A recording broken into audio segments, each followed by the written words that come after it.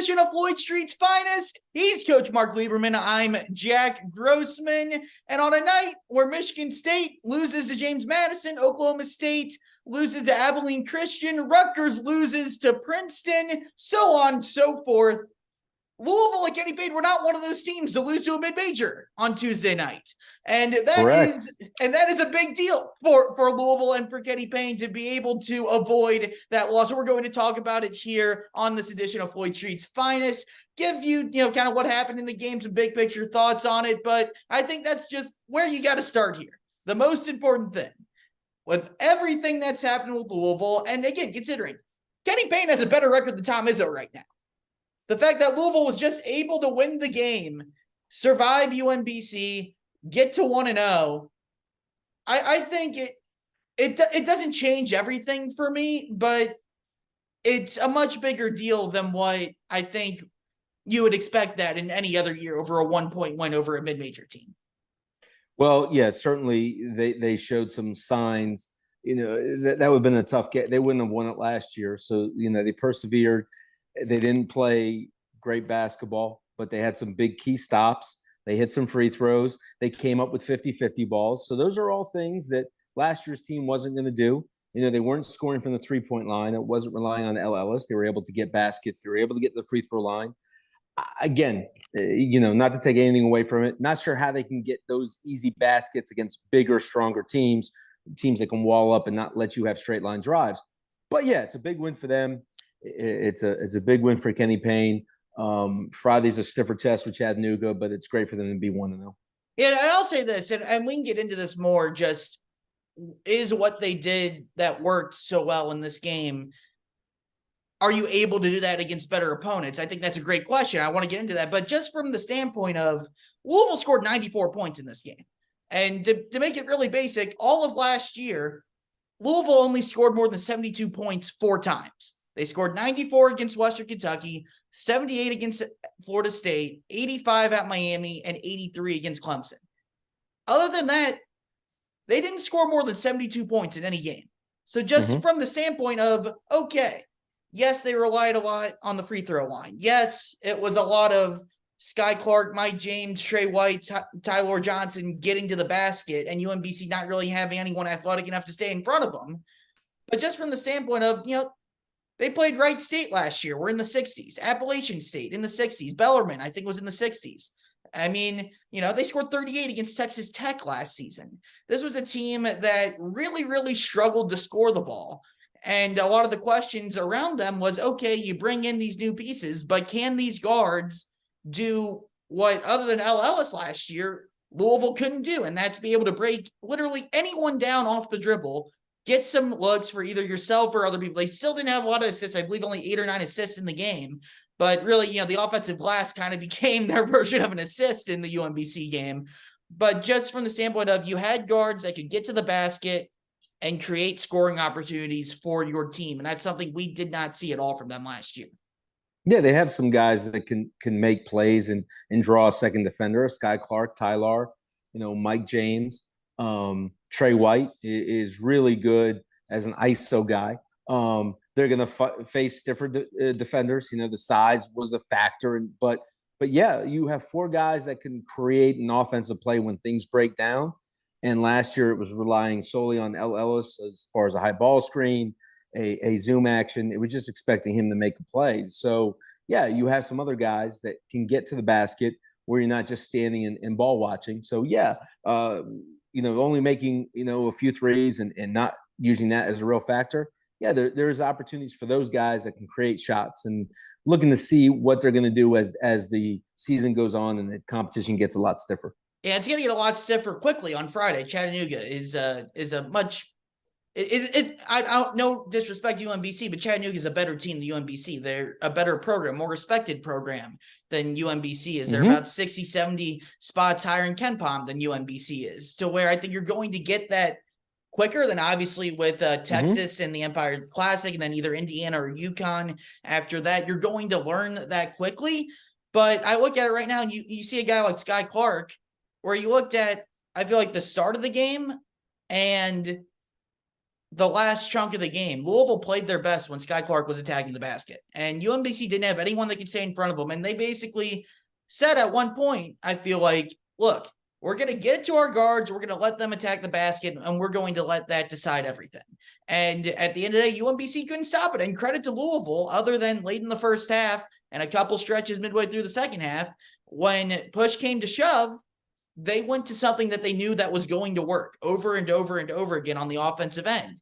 And again, I found Sky Clark to be really, really impressive from that standpoint. Even though 4 of 11, not great shooting wise from the field, but he could get to the bucket whenever he wanted to. Tyler Johnson, I want to ask you about him, Coach, because I wasn't sure what to expect from him, and I'm still not really sure what to expect from him. But he's a guy, you can see this through the exhibitions as well. I know you've talked with the video breakdowns on ESPN Louisville Plus, which check those out if you haven't seen them.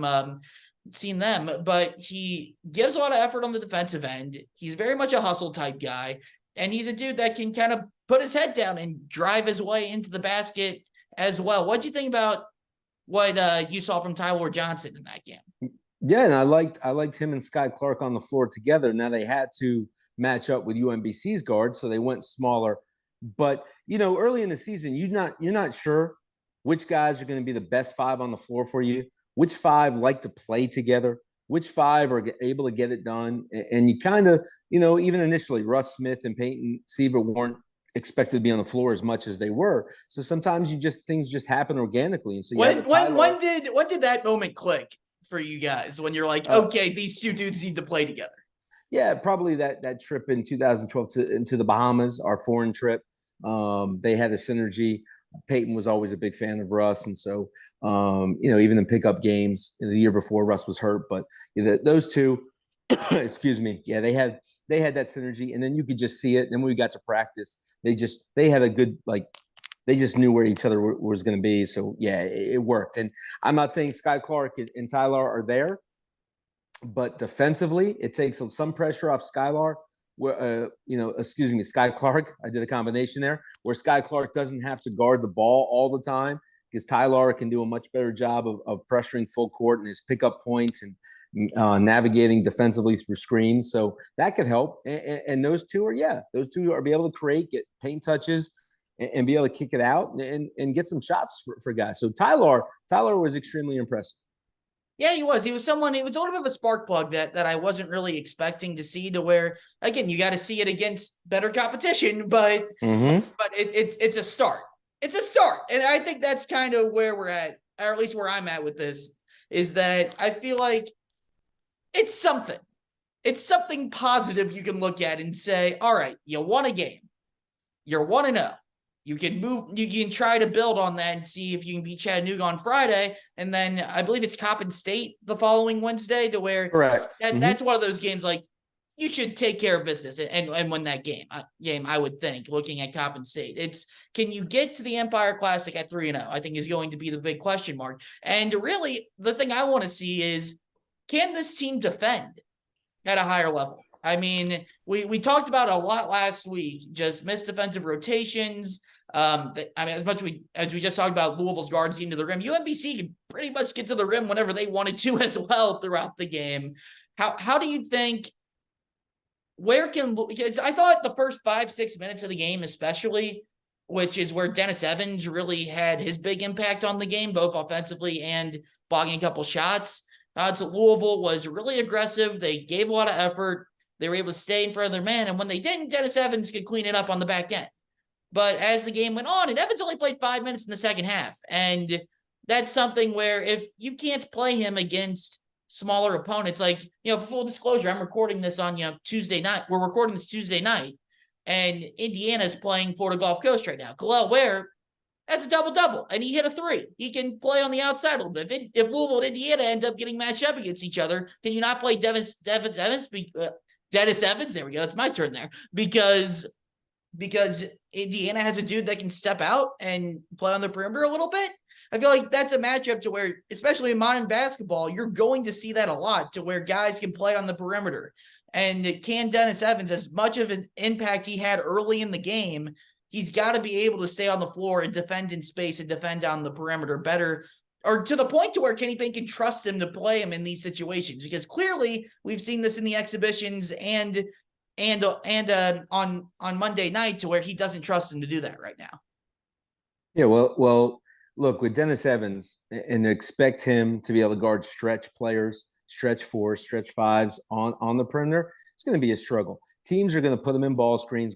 Teams are going to put them in dribble handoffs. That's exactly what UMBC did. The first basket of the game for UMBC. Now that was Trey White allowing a blow by, but there was a wing ball screen. Dennis Evans wasn't calling the coverage early. He was behind. He got up late. It should have been an ice or a down where he plays the guy, and the guy had a straight line drive to the basket and scored. So putting him in multiple ball screens, putting him in actions is what teams are going to do. Yeah, he's not there yet. With their amount of blowbys, with some of the things that are still an issue defensively, for whether it's a zone is an option for Coach Payne. Look, you have a guy like Dennis Evans, you want to keep him around the basket.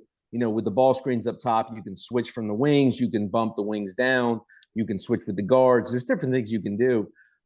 That might not be his philosophy. Look, that's not my call, but that's an option for him because they are struggling to keep teams in front of Kentucky Wesleyan. And in this game, 93 points to UMBC, that would be disconcerting. It's funny you said that, because as soon as you started talking, I was like, okay, do you think they should play zone? Because I absolutely think that would be a smart thing to do, because when you have a guy that was the first 6-7 minutes of the game, I'm watching that and I'm like, okay, Dennis Evans is making a huge impact on both ends of the floor. He's grabbing every offensive rebound. He's getting put back dunks. He's blocking shots. He's cleaning the ball up on the defensive glass.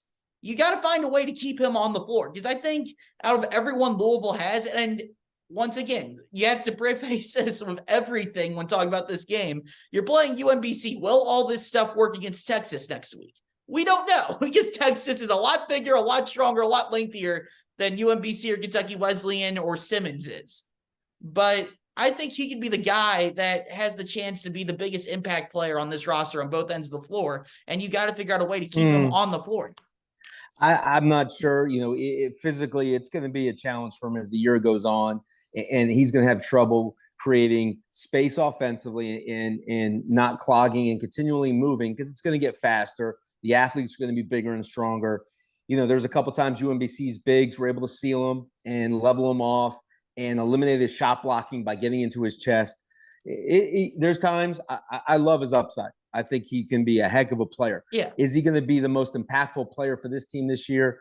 I don't think so. With his presence defensively, he might just, I honestly, for Dennis, I think a 10 to maybe 15 minute of the game type of guy who can come in and, run the floor, change shots. Maybe they change their defenses when he's in. That's where I think he can be effective. Interesting.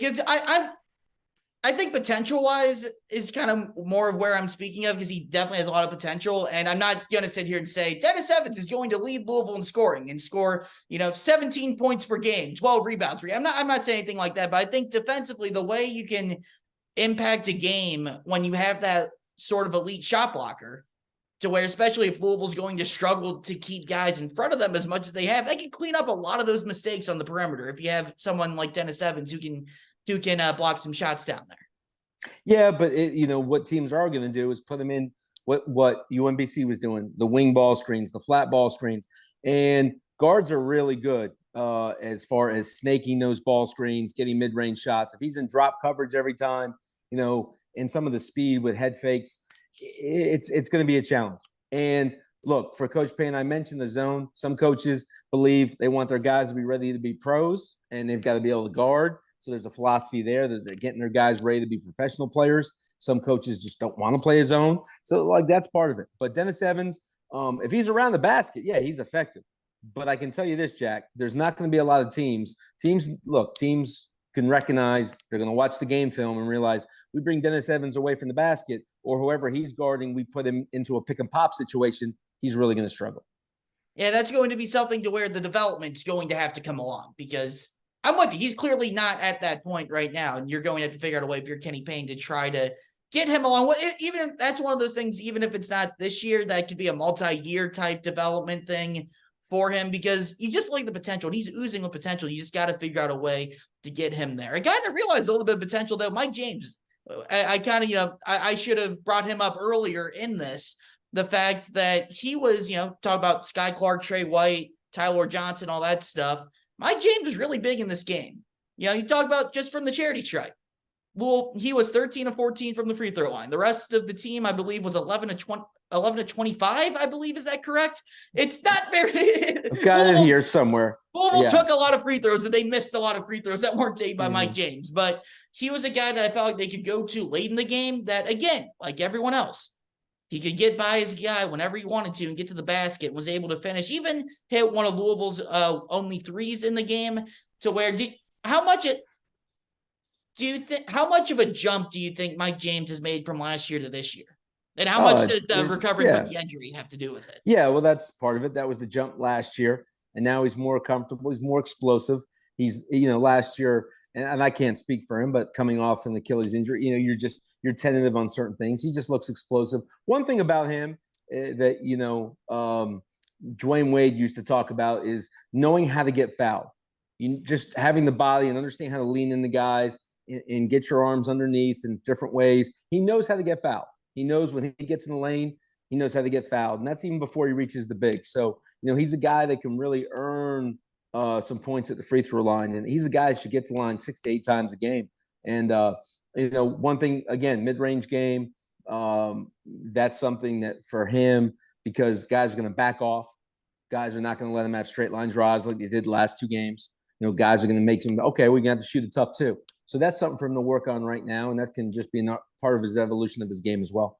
And looking at it, when we talk about, what can translate against better competition, is Mike James being able to get to the free throw line something that could translate a little bit more, even though, as you mentioned, teams are going to be a lot better at taking away those straight line drives that he got so easily on Monday night? Yeah, I think he knows how to get fouled.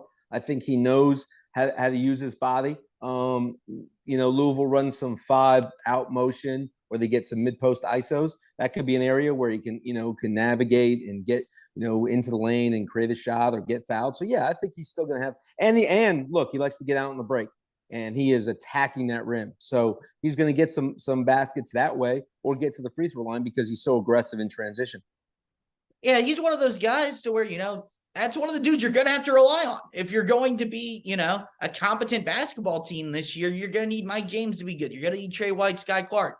I feel like it's a much more guard-oriented team than what we were expecting going into it. Or is that might be more of an overreaction just to the first game, the fact that Kenny's played smaller lineups in the last exhibition and in this game than kind of what we were expecting to see. But I'm just going to – we've been bouncing around the topic so much.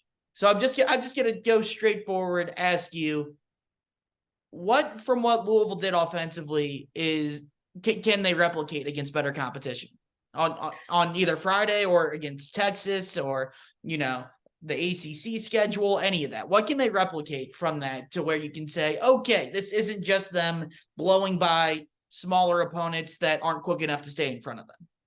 Yeah, so that part aside, they can still be a great offensive rebounding team. They're athletic enough, and that's something be obsessed with going after. The best thing you could do offensively is get a second shot. There's only one thing better than that. It's getting a third shot. So if they can continue to get offensive rebounds, that's great. If they can get out in transition and get fouled and run, those are other ways. Sky Clark and Mike James and Trey White are great in transition, and Tyler. So you have guys that can get out and go. Now that starts with getting stops. So you got to be it's connected to your defense. So if they can get stops and get out and run, you have guys that understand how to get to the rim and finish, and you have offensive rebounding. So those things can be replicated. Those are things that can help this team get over, a certain number of points. They're not going to score 94 points a game, but if they can get into the 70s, that's great for them. Yeah, that's one of those things where, you brought it up.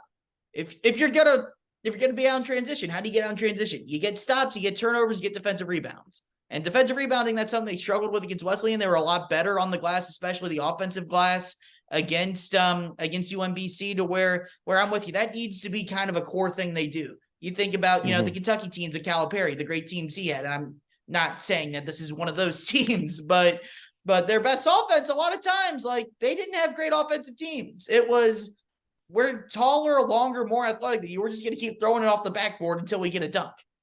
And that's why you don't want to have turnovers. So if you get a shot off, at least you get an opportunity to get a second shot. Turnovers and live ball turnovers, that's what really hurts you as an offensive team. Absolutely. And that's what Louisville's really got to avoid, because they weren't great taking care of the ball either against UMBC. See, as they turned it over again. 14 more times. I mean, that's not a good number against a low major team. It's just, you've got to be better than that. And I feel like that's where you look at the questions of the things that we've been asking ourselves. That goes back to last year too, is kind of the carryover issues from a season ago of, okay, they're still not shooting the ball well, 2 of 14 from 3. They're still not taking care of the ball. They're still having lapses defensively. These are a lot of the things that you're going to have to clean up if you're going to make the leap that Kenny Payne needs this team to make in this upcoming season. No question. No question. And when looking at it, it's just one of those things to where, you got the win, you did. And I want to be positive. I really do on this. Listen, Jack, I'm proud of you. You're being very positive, but like, we could talk about this, but really for us, it's a small sample size. Come next week, especially after the Empire Classic, we'll have a better feel of what this team's makeup is. It's great. And you should be positive and you should be excited. And Louisville fans, there's hope. But, the real thing is, okay, let's see where they are 2 weeks from now, when they've played the 2 tough teams in New York. They've played a tough Chattanooga team. And let's see, if there's continued building blocks and signs, then the excitement is warranted. Yeah, and I think Chattanooga's a huge game Friday. And that's very weird to say Louisville Chattanooga is a huge game, because that's the type of team to where, not anymore. Not anymore? Not anymore. It's not a strange thing to say. I mean, just understanding that, where they are as a program, they have to understand that, listen, they can't come out. They can't be sloppy.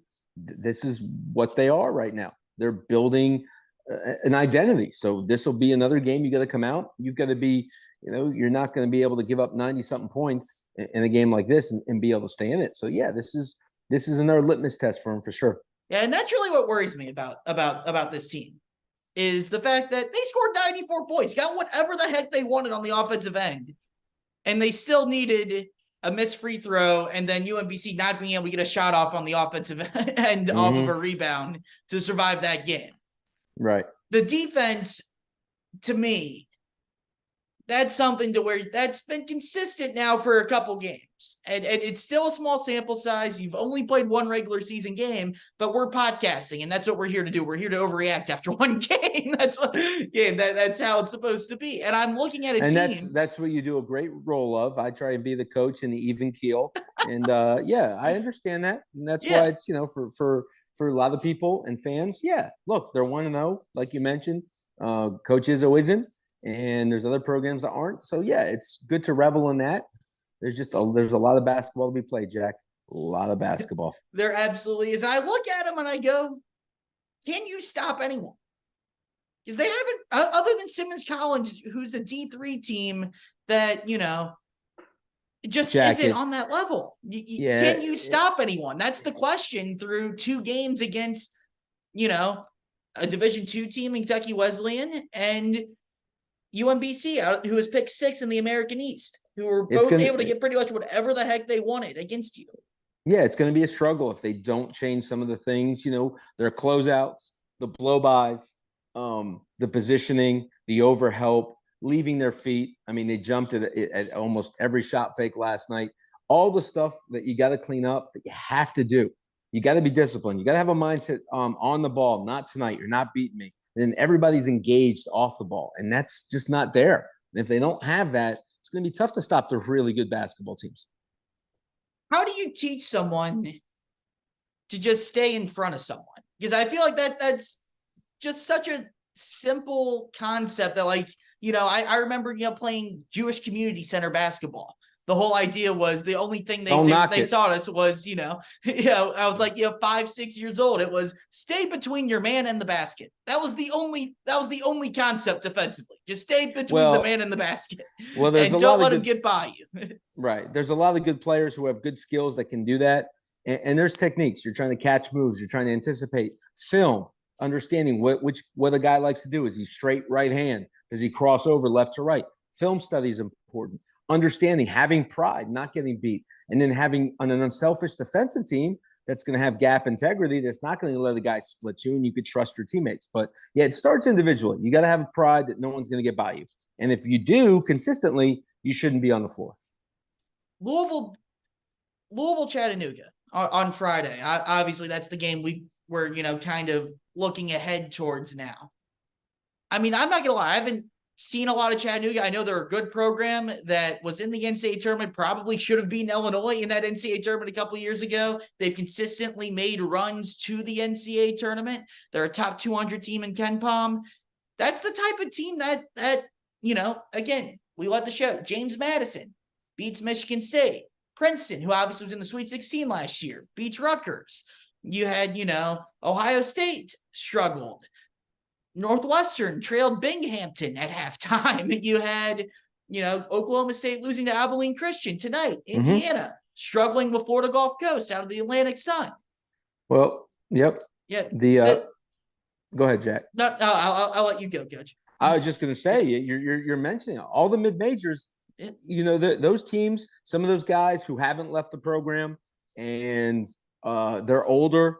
And the cohesiveness of some of those other teams that you mentioned just isn't there yet. And these teams have been there, and they understand, they like playing with each other. They're older. It makes a huge difference. And you'll see a lot more mid-majors knocking off some of the big guys. And, at Chattanooga, I couldn't tell you, where they are right now. And I'm going to do some film study over the next couple of days and really watch them. But, yeah, I mean, to come in here no matter what, Louisville's got to be on guard because a UMBC and a Kentucky Wesleyan took them right down to the wire and they went 1-1. So, yeah, a Chattanooga is going to be a fiercer test for sure. Looking at some of these games, we'll go a little bit big picture here with, kind of more national landscape here just for the last couple minutes here just to kind of, see what happened. Michigan State loses to James Madison. Or actually, I knew what I wanted to ask you. I lost my train of thought there for a second. That's my. How much is the COVID year, as we do kind of transition into this, how much does the COVID year how much has that impacted the fact that, we've seen a lot of these mid-major programs get old, stay old, the old saying there that's become so popular in college basketball the last couple of years. How much has that really helped them try to, take off and slay more of these giants that we've seen more and more often? Yeah, it's had a huge impact, and we'll see what happens over the next year because that does change it a little bit. And yeah, the COVID year has had a huge factor in some of these upsets for sure. What happens when the COVID year goes away? I know that's not. I know that's a very big picture. That's not until next season type of deal. But it's been so conditioned the last few years of COVID year. Get old, stay old. All these experienced teams have been winning. Next season comes, you still have it, but the season after that, with no more COVID year, I'm interested to see what happens with college basketball. We don't need to answer that right now. It's a very big topic, question type thing, but that's just a thought that I have that's going to be interesting a couple years down the line. I want to ask you about Michigan State. As you guys know by now, we've partnered with BetMGM Sportsbook for this college basketball season. We're going to be using BetMGM lines to make all of our picks and predictions throughout the college basketball season. And we are going to have special offers for you, the listeners and the viewers on the Field of 68 each and every week during the season. If you haven't signed up with BetMGM yet, use the bonus code FIELD1500 and you will get up to a $1,500 first bet offer on your first wager on BetMGM Sportsbook. Here's what you got to do. Download the BetMGM app. Sign up using the bonus code FIELD1500. Deposit at least $10 and place your first wager on any game. You will receive up to $1,500 in bonus bets if that bet loses. Just make sure you use the bonus code FIELD1500 when you sign up.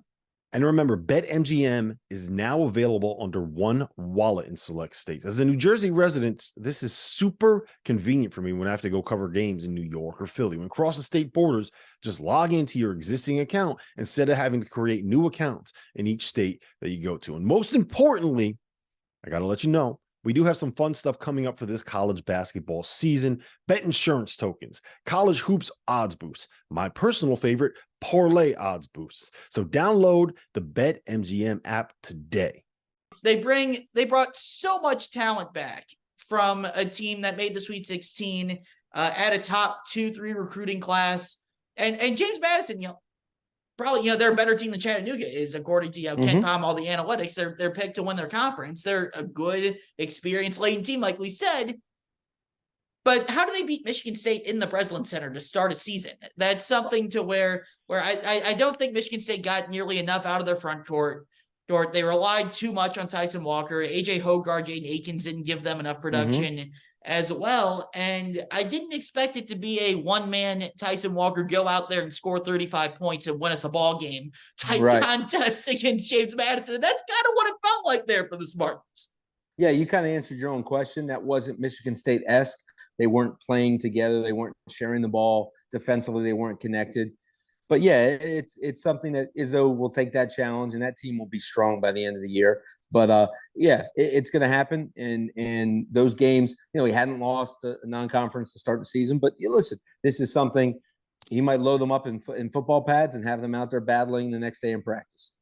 I want to ask you about this. I know it's been a big topic of discussion I know the national guys, Dosser, Goodman, them have talked about it a bunch on Field 68 After Dark. You have Kansas and Illinois play in an exhibition game. You have Michigan State and Tennessee played an exhibition game. Purdue and Arkansas played an exhibition game. And I'm not going to lie, I loved watching those exhibition games in October, but maybe they don't mean anything because, it doesn't end up on the team sheet come Selection Sunday. It doesn't end up, no, you don't get a quad one win for doing that. It's just kind of like a fun little event there that happens on the side. How come Michigan State's playing Tennessee in an exhibition and then 2 weeks later opening up with James Madison? What's the thought process behind the amount of cupcakes that, and of course, Michigan State lost to James Madison isn't a cupcake, but seeing so many of these games where high majors play low major teams instead of getting some of those matchups that, again, 3 incredible matchups that would be up there for probably one of the best non-conference weekends of the season in college basketball. Well, yeah, for Michigan State, for example, they want to play anybody, anywhere, anytime. That's always been Izzo's mantra. So, and there's a lot of teams. Look, they want to play against the best. This is great. You're not going to get that. You've been playing against each other in practice, and you have really good players. You want to play against really good teams, and it's great. And the optics are great too. In an age of NIL and being promoted and getting your team out there and people talking about you, it's another step towards that. So those exhibition games are great. And a lot of these teams want to be tested. You're seeing a lot of big time early games. It's fantastic. These teams want to find out where they're at. And financially, it doesn't hurt in building up an NIL and getting your people excited about the kind of games you're playing early on. But opening out of college basketball, the first 2 nights of college basketball, the marquee games are USC and Kansas State, which is, fine. USC ended up blowing them out. Again, we're recording this on Tuesday night. Baylor, Auburn's about to tip off. I'm going to be watching that while I edit this tonight and get it ready to publish for Wednesday morning, but and that's an okay game. Auburn's a team that I find interesting. I got to see him practice a couple weeks ago. Which was pretty cool. But that was one of the cooler things watching. Go ahead. I was just gonna say the director of operations at Auburn used to play for me, so that's really cool. Really? We got to do that. Yeah. That's awesome. Yeah, we got in there. I got a friend that covers the team, and they actually had an open practice. So I was like, hell yeah, let's go. You got to see him scrimmage a bunch. Aiden Holloway is going to be a problem eventually. He needs to grow into his body a little bit. He definitely looks like a freshman, but man, that kid can shoot the crap out of the ball. I think he's going to be a lot of fun, especially when they get into SEC play. But those two games, like those are fine games. Like Oregon and Georgia is like the third is the only other power conference versus power conference team. Boy, Jack, you're a tough Yeah. crowd, man. You got some big time games coming. You got Arizona and Duke. You got some other big time games coming up. Yeah, but why not have Arizona Duke? Why not Arizona Duke Monday night? Listen, hey, scheduling or whatnot, but yeah, you make a good point. But listen, you got some big ones coming up. So and we do, like, it's going to be a really fun month. Like, I think overall college basketball is doing a much better job than they used to. I mean, Feast Week is an absolute event. We got, obviously Louisville, a part of the Empire Classic, kind of kicking that off. The ACC SEC Challenge coming up in a few weeks. The Gavitt games with the Big East and the Big Ten is next week. Even though the Big Ten has not had a great start to their season the first couple of nights. Well, they have a chance to redeem themselves. They do, and it's a very long season. There's nothing we love more doing than just overreacting. Michigan up 10 on UNC Asheville right now, and that's a very irrelevant score update that will mean nothing by the time this podcast. Well, as soon as we finish, I'm hitting the TV and watching all the games. What's Arizona and Duke? Duke, you brought it up. What's something you're looking forward to in that game? I just want to watch just that high level competition and watch Duke's young guys and some of the older guys who progress. So to me, just watching two high major teams, see how advanced they are early in the season with some of their offensive philosophies and some of their defensive, connectiveness. Like that's fun to see. Like to see which teams, just from a coach's standpoint, which teams are kind of getting it early. That's kind of the fun part for sure. Yeah, I think it's also going to be a lot of fun to see, how they handled, Arizona's transition game. Because they're going to want to get up and run up and down the court. Who guards Omar Ballo, I think, is going to be really interesting on that standpoint. I think, and who does Ballo guard on the other end of the floor? I think it's going to be really fun. The whole Caleb Love against Duke again. Like that's the type of storyline that you can have on the opening night of the season, not the first weekend. But I digress. I know it's very, very much a topic that some people care about, others don't. Look, I kind of fall on the standpoint of, look, the more big games you have, you could never have enough of those. If you're college basketball, when you're trying to kind of fight your way into the national spotlight as much as you can, even though, it's very much football season still for a lot of people when it comes to that. So I think that's pretty much all I got for tonight, Coach. Obviously Louisville, Chattanooga coming up Friday night. We'll be reacting to that. I think, because other than the Empire Classic, Louisville doesn't play Monday games the rest of the year. So I think we're going to shoot for kind of, either record Sunday night, Monday morning, get that out on Mondays for the most part coming up to try to be consistent on that to where, we'll be good there. But yeah, other than that, episode 2, we're doing good here. Floyd Streets Fights. Again, Louisville gets a win. As much as we want to criticize and critique everything, at the end of the day, when you went 4-28 last year, you've had the couple years Louisville's had, you get a win, you're 1-0, and you can. We'll see if that's a building block.